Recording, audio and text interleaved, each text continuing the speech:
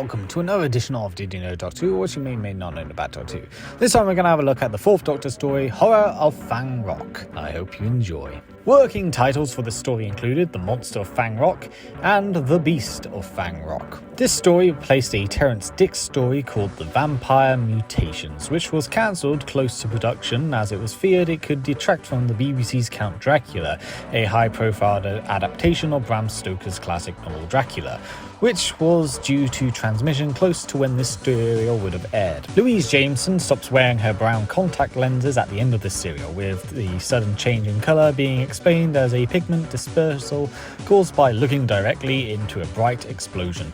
As mentioned in the More Than One DVD commentary, Jameson had found the contact lenses painful to wear. Many elements of this episode were based upon the poem Flannan Isle by Wilfred Wilson Gibson, which the Doctor quotes at the end of the story. This is a rare time where everyone that isn't the Doctor and companion dies. Paddy Russell didn't particularly enjoy her experience working on this story, largely because she preferred Terrance Dicks' original script and didn't think much of the hastily written replacement, but was contractually obliged to still direct the new story.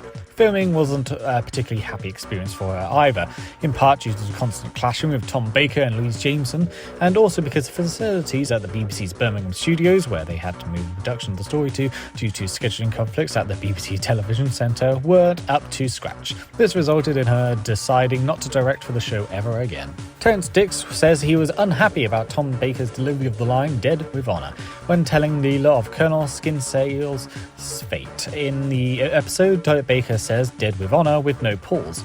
In this novelisation of the story, Dicks writes that the line as "dead, full stop, with honour," to emphasise that he had intended that Skinsale was dead, but after a moment's thought adding that it was with honour. In the scene where Leela slaps Adelaide to stop her screaming, Louise Jameson did indeed slap Annette Willett quite hard. Jameson stated in DVD commentary that Willett insisted that she didn't hold anything back. Though not stated in the televised story, the reason Vince burns Lord Pamperdale's bride money following his death is because he is concerned that he may be accused of murdering Pamperdale should he be found to have the money. This is the second of two serials in which Leela does not wear either of her famous leather outfits. After this, however, it was decided to return her to her original, more revealing costume introduced in The Face of Evil. This story marks the last time that the Doctor travels with only a single companion until the caves of Androzani in 1984.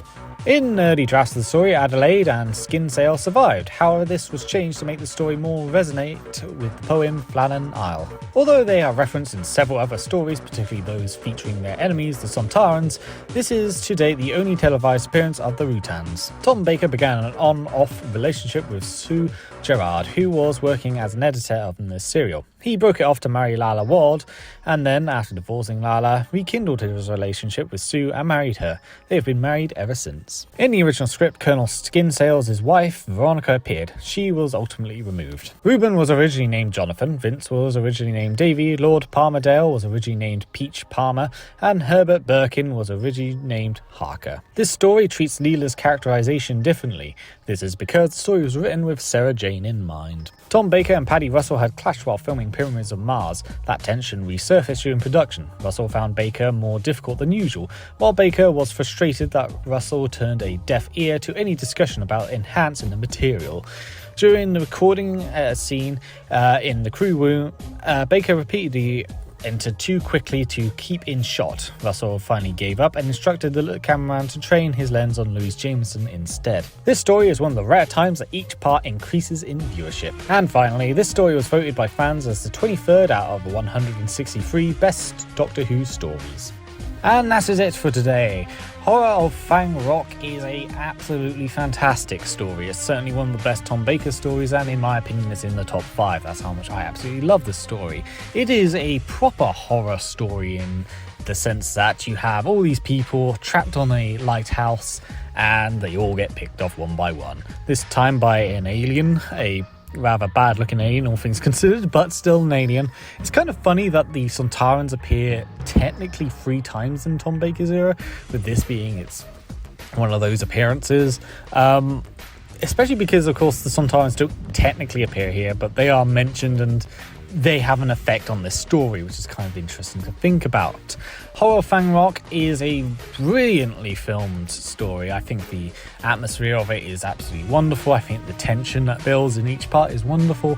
And, you know, the rather dramatic climax of basically everyone dying except for the Doctor and Leela really sets the scale of how desperate and horrifying this entire situation is. Now, I've never read the poem Flannan's Isle. I don't know if it's any good. I don't know how accurate it is. Obviously, I don't think there's any aliens involved, but still, I think it's a very interesting story, and I think, you know, maybe the poem might be just as interesting.